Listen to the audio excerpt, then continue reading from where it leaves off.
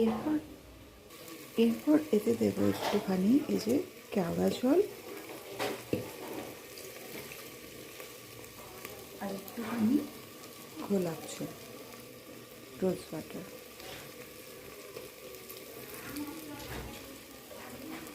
আর একটুখানি গরম মশলা গুঁড়ো, শাহি গরম মশলা গুঁড়ো, এটা নামাবার পরে একটু দেবো। এরপর মাটনগুলো আস্তে আস্তে এর থেকে বের করে দিয়ে দেব হাঁড়ির মধ্যে।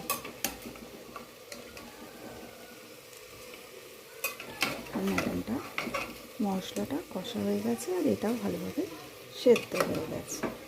আর এই স্টকটা তারপর ব্যবহার করব। মাটনটা সব দিয়ে পরে মিক্স করে নিয়েছি।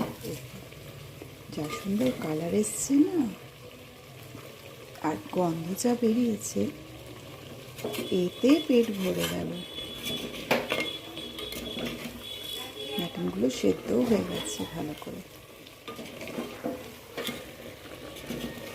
একটু তাড়াহুড়ো করে করছি কারণ হাজব্যান্ডের পর খেতে বসবে, একটু তাড়া আছে, তাই তার মধ্যে যেমন হয়,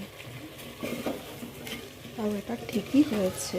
অনেকটাই তাড়াতাড়ির মধ্যে ভালোই করেই হয়ে গেল, সেদ্ধ হয়ে গেল, কষানো প্রায় হয়ে আসছে।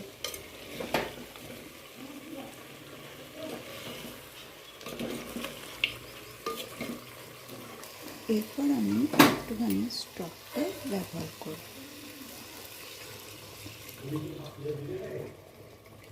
এই যে কালার এসছে দেখুন। এরপর আমি একটুখানি আমার বাড়িতে তৈরি করা সসকে দিয়ে দিচ্ছি। এটা আমি বাড়িতে নিজে তৈরি করেছি। সসটা দিলে কালারটা একটু ভালো আসবে।